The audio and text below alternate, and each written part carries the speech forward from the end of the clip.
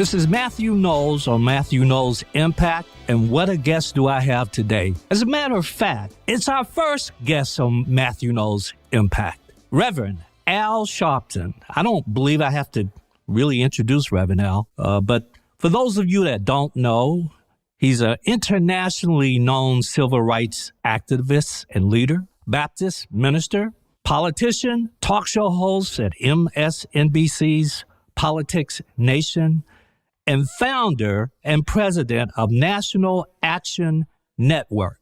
Reverend Al.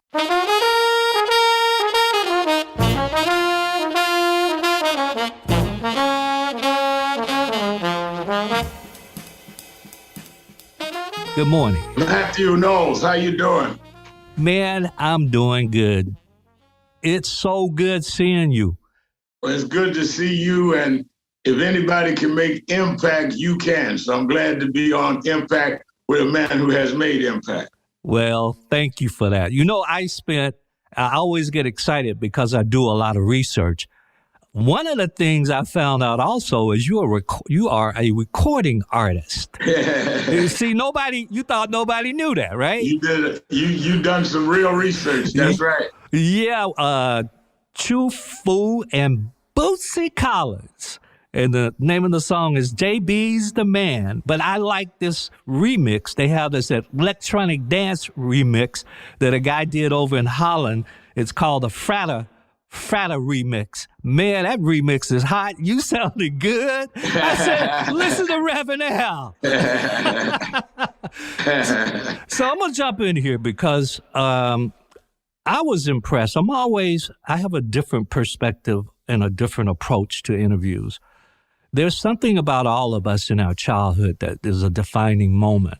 And when I was researching about you, you used to preach at your sister's dolls, and you would go home from church services on Sundays, and you would get your mother's bathrobe and put it on like it was the bishop's robe. So it sounds like early in your life, you actually knew your passion. Yeah, I was about 3 years old, and my parents had been members of the Church of God in Christ in Brooklyn, New York, where I was born. And they put me in what was called the Junior Usher Board, which was just the kids would help the older ushers pass out programs and all as people came into the worship service. But I became totally enthralled with Bishop Washington, the bishop of the church. So I used to go home from church every Sunday and put on my mother's bathrobe and preach what I heard him preach to my sister's dog. A year later, they had the Junior Usher Board anniversary, where once a year they would do this to make all the kids feel good. And it was about maybe 15 or 20 of us. And the adult advisor, Hazel Griffin, said to me, and all the kids, what do y'all want to do on the program? And my sister said she wanted to sing a solo, wanted to sing a song. They got to me, I said, I want to preach. And all the kids laughed. She said, don't laugh.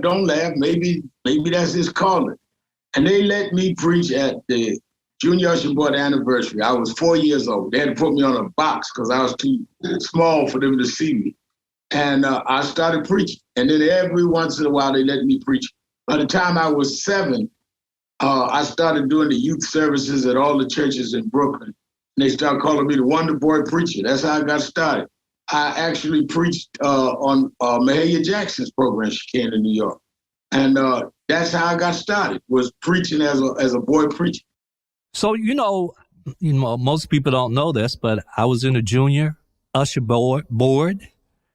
My mom, Gadsden, Alabama. You ever been there, Reverend Al? Gadsden, Alabama? Yeah, my mother was from Dothan, Alabama. Yeah, I read a lot of times you came to visit Alabama. So I grew up in Gadsden, Alabama. My parents grew up in Marion, Alabama. I know you know a lot about Marion, Marion. Alabama. Mrs. Coretta Scott King was from Marion. My mother went to high school and used to braid her hair at Lincoln Memorial High School Is that right? Wow. Yeah, man. We that's where our roots are, is down in the South and in Gadsden. And I was trying to understand the Mahalia Jackson part because what I read, you went on tour with her. Right. Is that correct? That's correct. I did the show in New York, and then she would send for me 3 or 4 times. I did some cities. I wasn't even 10 years old. And Mahalia knew my bishop's wife, Ernestine Washington, who was a gospel recording artist. So she would come through Washington Temple a lot. And she took a liking to me, and she thought it was good to have this little boy out there. And 3 or 4 songs. So I did that tour, 3 or 4 cities. And I always loved Mahalia Jackson. She treated me real kind. And then I keep seeing the music entertainment impact on you as well. Then James Brown came into your life. Right. As I was reading, I guess his son had died, got killed. I had started a youth movement in my teenage years. And what happened was, when I was 13, I became the youth director of Dr. King's chapter in New York because it was church-based, Southern Christian Leadership Conference. And most of my friends were more Black nationalist oriented. I was church. So my bishop said, if you're going to get into the movement, go with the preacher. So they made me the youth director of Operation Breadbasket. So I was a protege of Reverend Jesse Jackson, who was 13, 14 years older than me, but I liked him. And after Dr. King got killed that year, there was some divisions as comes about in movements, and Jesse left. So I left and formed my own youth movement. One of the guys that ended up coming to New York to go to school, he wanted to go to law school, was a guy named Teddy Brown, who was James Brown's son. And Teddy got killed a few months later in a car accident. So the disc jockeys in New York, the biggest disc jockey at that time was a guy named Hank Spann on AM radio. FM hadn't taken off yet. And Hank told James Brown, if you want to do something for your son and not have a problem in New York, I know this teenage preacher, your son that joined his youth group, you ought to do a memorial for him, concert for him, and help this kid out. And the reason they did it that way, Matthew, the show business, James Brown, the year before, in 72, had endorsed Richard Nixon for president. So when he came to the Apollo that year, some guys picketed him, say he was a sellout. He wanted to come back to New York and do something and not get picketed. And Hank was telling them, if he did it with me, nobody would bother this kid's youth group. We did the show. I did everything James Brown told me to promote it because I'm looking up this big star going to help us out. And we sold out both shows. And that started our bonding. James Brown said, I'm going to take you around and make you big. And he started calling me out on the road, had me give him an award on Soul Train. And over a period of time, he and I became like father and son. By then, my father had left us, and I was looking for a father figure. He probably was looking for a son to replace Teddy. He had other kids, but Teddy was the ambitious one. About 2 or 3 years, we got close like father and son, and was like that all the way till he died. Well, I read you once said, what I do functionally is what Dr. King, Reverend Jackson, and the movement are all about.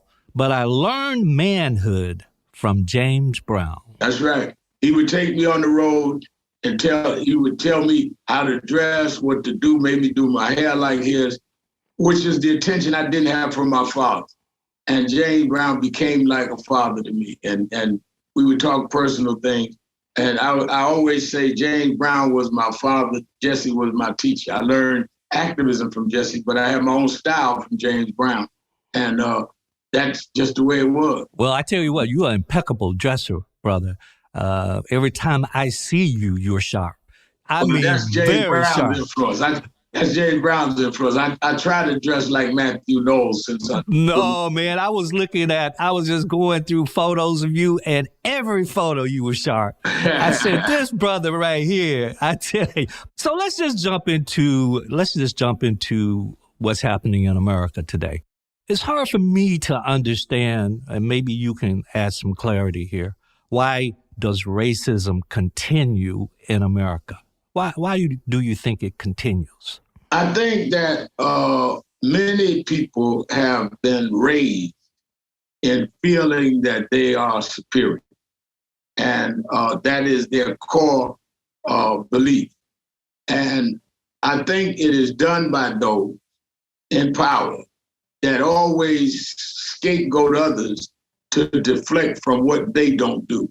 So they tell lower middle class and poor whites, you do be doing better if the blacks wasn't getting it. So it reinforces that raising that, well, at least we're not black. And that resentment comes. So when people stand up and say, well, you should treat us equal, in their minds is that, oh, y'all are asking for privilege again. And I think that dichotomy expresses itself, and it continues to be reinforced because people want to feel they are not as bad as somebody else. And inherent in that, it makes them therefore keep you down to make them feel good. And it's really a play on all of us, those in power that really are not handling government or industry properly. And it plays out on the street, on the ground, because if we had an economy that treated everybody fairly, it wouldn't be one after or against the other. But there are those that play that game, and the results are where we are. Just like in our community, we are still disproportionately unemployed, 3-to-1 to whites. The wealth gap is still 10-to-1. The average white family is 10 times more wealthy than us. Criminal justice system, we go to jail for longer sentences for the same crime, same criminal background. So we still have the disparity. So people like me and National Action Network and other groups are saying that we just want to be equal. You know, like not long ago, we had the Super Bowl. The reason Super Bowl is enticing, both teams have the same amount of yards, same rules, same referees, all of that. Even playing field, best team win. All we're asking is an even playing field. Why do we go to jail longer? Why are we more unemployed? Why do we get the worst school? Even the playing field, and we'll win. And I think that is what the fight is about, and it continues to be about now. You're absolutely right. And I would add to that whole thing, structural racism, I would add health and wellness, because as you know, as black, especially black men, we lead in the mortality rate of every major disease other than breast cancer and suicide. And then we look at our housing and poverty, how it affects housing of people and education, as you said. So it's a vicious circle that happens here to black folks in America. It goes way back, Reverend Al, to slavery.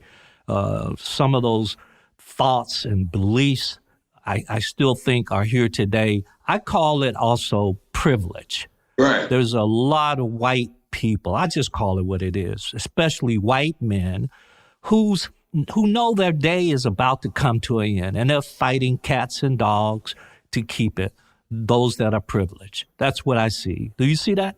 Absolutely. It is white privilege.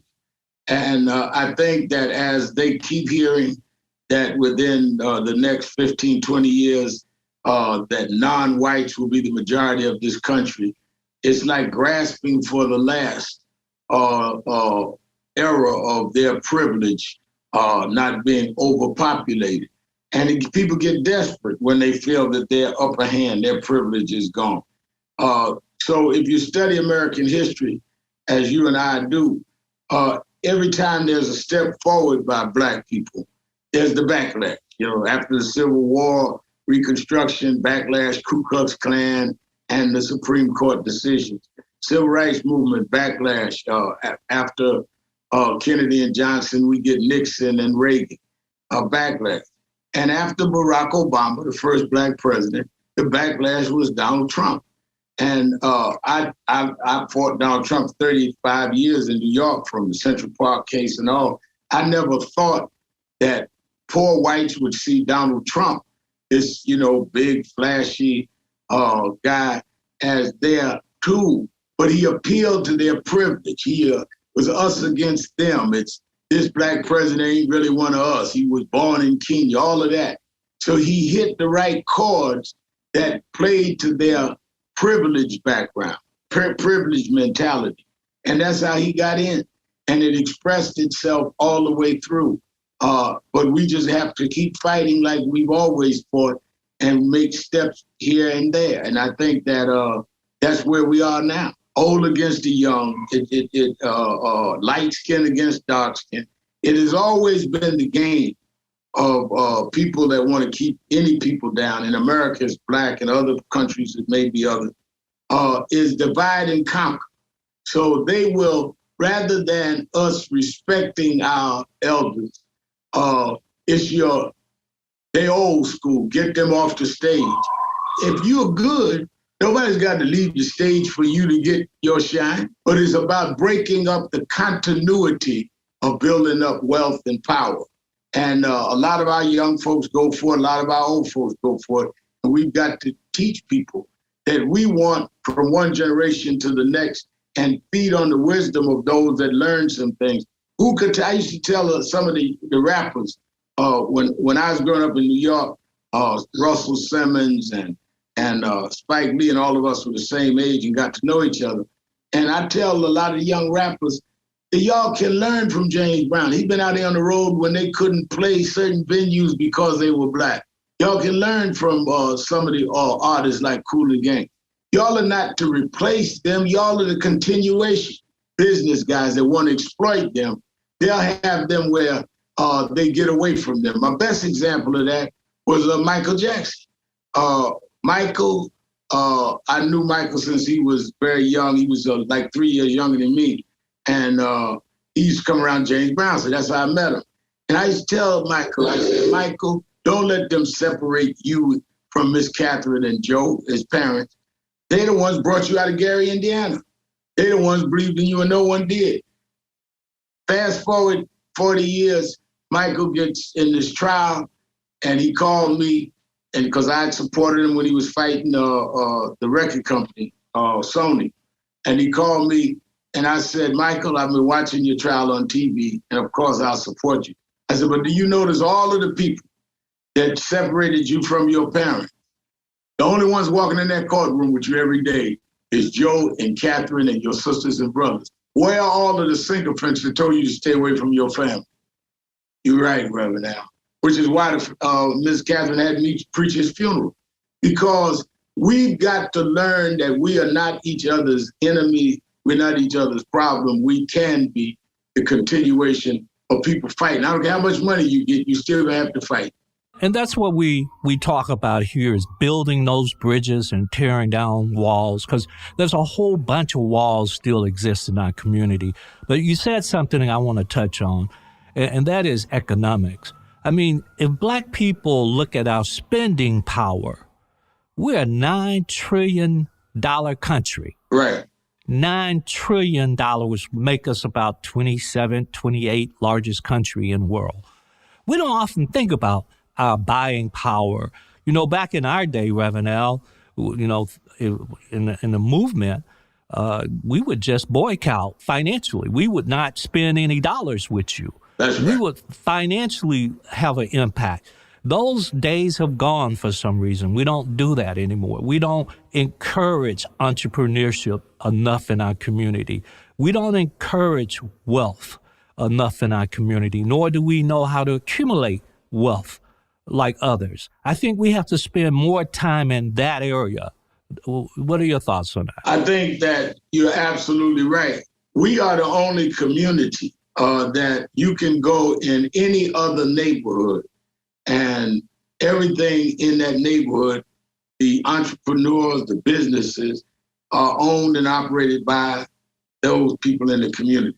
I often say I've never gone to a Greek community and saw a Marcus Garvey gyro restaurant. I've never gone in a Jewish community and saw a Booker T. Washington delicatessen. Everybody owns their stuff. You come in our community, everybody's in business but us. I think that something is better to go to other places. That's the brand name, rather than build our own brands and support our own. And I think it's a psychology that we've got to turn from consumers to being developers and entrepreneurs and business people, and teach our children from day one. It's not just about getting a good job, that's fine. But what about developing your skills to own something and operate something? And the ministers and the influencers, social media and all, ought to be pushing our business and our spending dollars so those dollars start recycling. You're absolutely right. You do your research. We're a $9 trillion economy in Black America alone. If that was recycling our communities, we wouldn't need other people to do anything for us because we would be doing it ourselves. And that's the message that I think we just got to get out more and more because it's not out there enough. I got a few more minutes. Just want to ask you, I looked at the past election, very proud of what our youth have done and their movement, very proud what happened in Georgia. Just goes to show when you're united and you have leadership and the passion that exists with it. But my concern is, my concern when I look at 4 years ago, and I have to remind people, we're in this mess because 4 years ago we didn't do what we were supposed to do, and that's go out to vote. Right. I'm going to always be the guy to remind people before we jump up and down and high five, just remember, this could happen again if we don't pay attention. So the point and the question I wanted to ask is what do you think is happening with the Republican Party right now? I think that Trump has turned that party into a cult where it's all built around him. And I think that some of them have come to realize that if they don't split, they will never function as a party. It will be a one-man cult. Those that have the courage to do it, as Seven did in voting for his conviction in the impeachment, are going to be punished. The question is whether they can withstand the punishment and take the party back. But right now, they're at the mercy of Donald Trump, who lost the Senate, the House of Representatives, and the White House for them.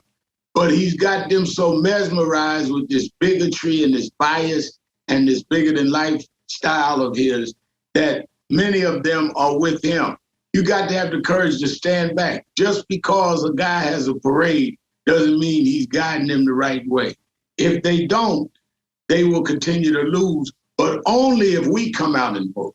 We voted in big numbers. It was the highest election results in the history of this country. The biggest vote getter in the history of this country was Joe Biden. He got more votes than Kennedy, Johnson, or Barack Obama. But the second biggest vote getter was Donald Trump, who got more than all of them. So we've got to keep coming out. I told people in Georgia, National Action Network was involved in getting a lot of the turnout of the vote. Certainly Stacey Abrams built an infrastructure that was remarkable. But Reverend Warnock and John Ossoff won. Warnock only has another year of that term because he won a seat that he's finishing the term. If we don't come back out next year, he could lose.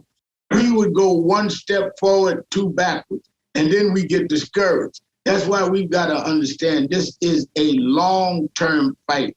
This is not about winning a round. This is about winning the fight. And you're right. And that's why I say we can't just high five. One of the areas by living here in Texas, I would like to see us grow and build a coalition with our brown, Hispanic, Latino brothers and sisters. Because if we just look at the sheer numbers, we're 16% roughly the population. Their numbers around 20%. If we build that coalition and unity together with our brown brothers and sisters, we have a really excellent shot. But I don't see anyone consciously trying to bring us together.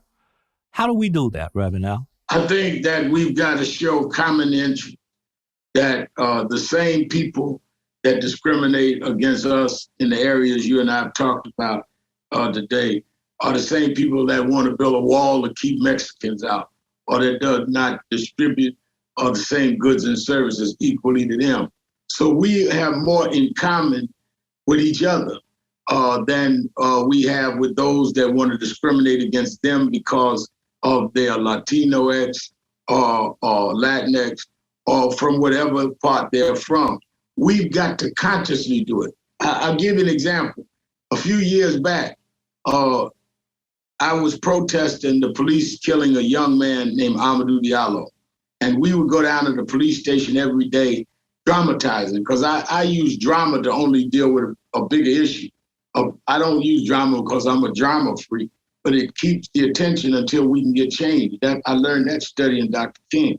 So I would go down every day, and finally it was 200-300 people going to jail with us. The former mayor, Dave Dinkins, got arrested with me and others. And finally, Latino leaders came and got arrested with us.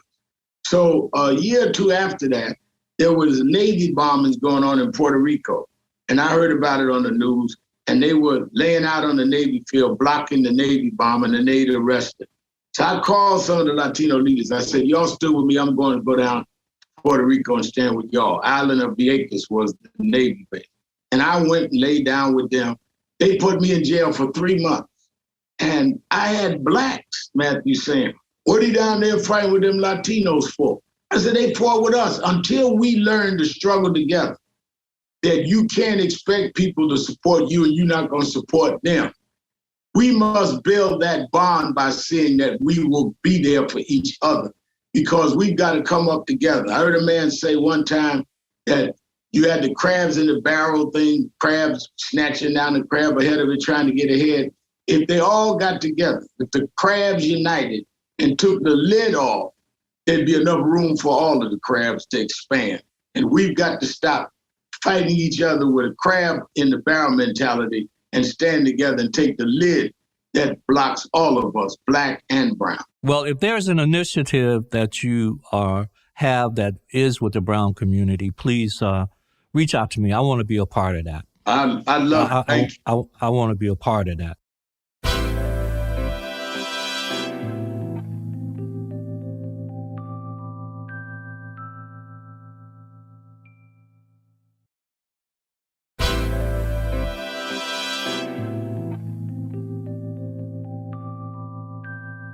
Going back to racism, do you think Donald Trump is a racist? I do.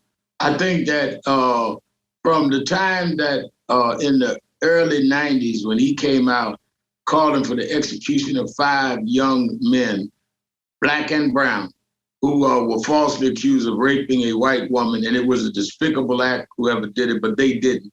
He called for the execution. And he would not apologize even after they went to jail and DNA later proved they were not guilty. He owned and operated a development business in New York. I don't know any black that was ever in a high position. Then he made his political career off of saying Barack Obama was not one of us and could never prove this birth certificate in Kenya. So he made his business and his presidential campaign off of bigotry. No one could do that unless they were comfortable with racism, which makes you a racist. Now, he would sometimes try to act friendly to us. He tried to, oh, Al, let's get together. I'm a Democrat now. He came to my National Action Convention twice. But when racism worked for him, he used that, and you can only do that if he's comfortable. Some things you or I wouldn't do, even if it was to our benefit, because that's not who we are.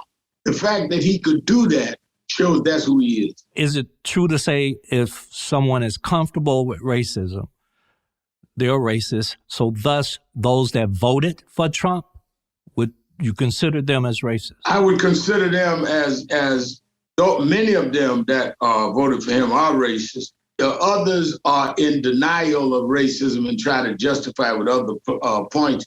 But their comfort level makes me say that they are, in fact, leaning toward racism if they're not outright calling us the N-word.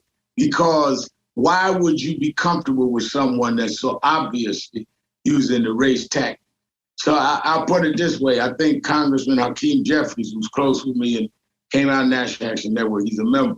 He said that I will not call everyone that voted for Trump a racist, but I will say that every racist voted for Trump. I love that. What do you see America 24 months from now? I think that Biden and Harris has to deal with COVID-19 and come out of this pandemic being firm that they want to not go back to normal, but build a new normal at the same time.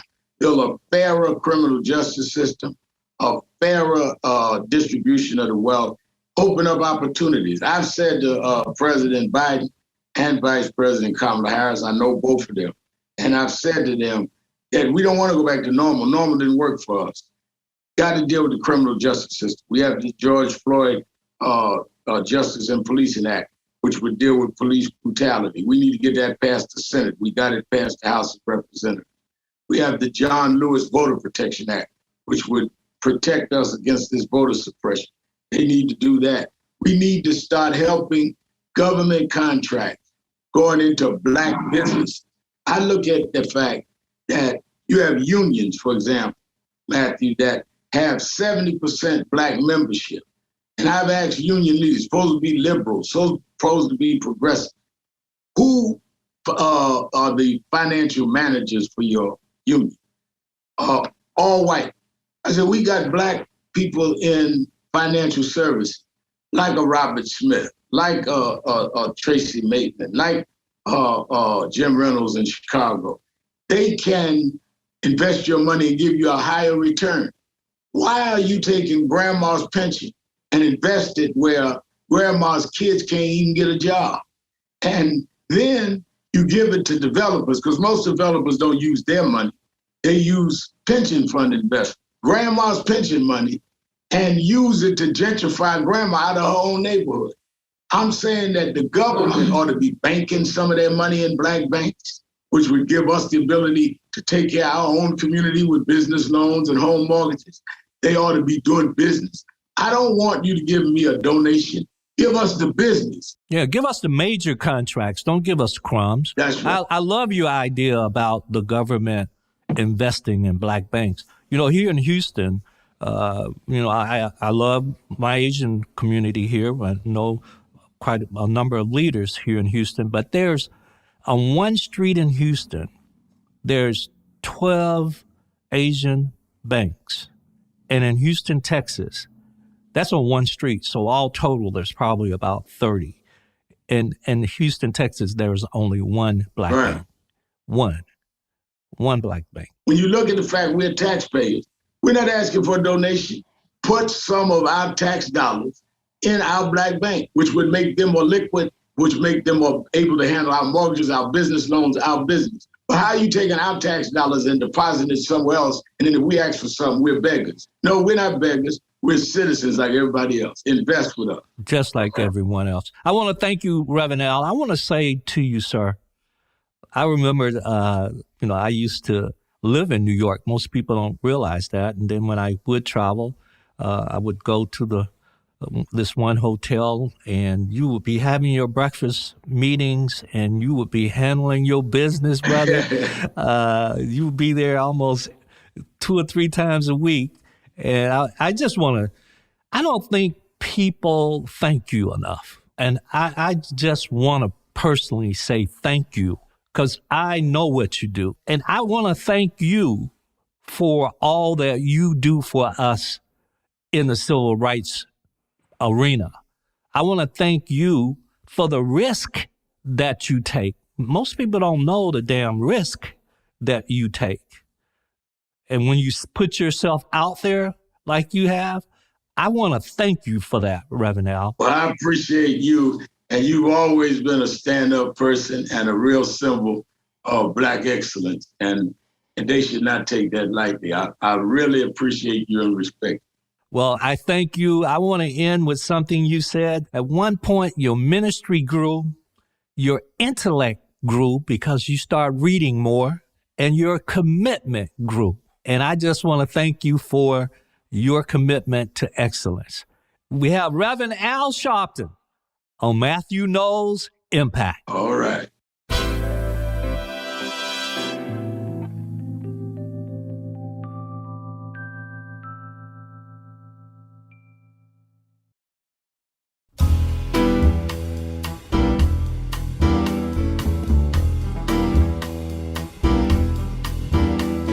Mathew Knowles Impact.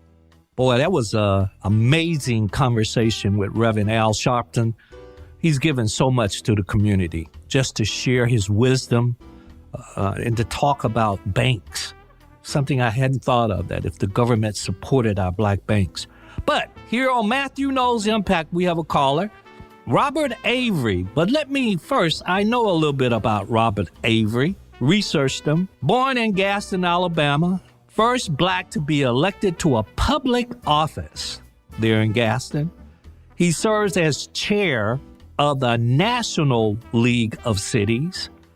He's a member of the Alabama League of Municipalities, featured on CNN and Time magazines regarding the March on Washington. Robert Avery, welcome to Mathew Knowles Impact. Thank you, Brother Matthew. How are you doing today? Ben, I'm doing good. Good to see you, brother. Good to see you. So you got to listen to the interview today. What are some of your thoughts? Well, again, what can you say about Reverend Al? I mean, he's spot on just about all the issues, and that's why I love him. He's up to date with what's happening in the world. And what you said earlier, he's a fighter.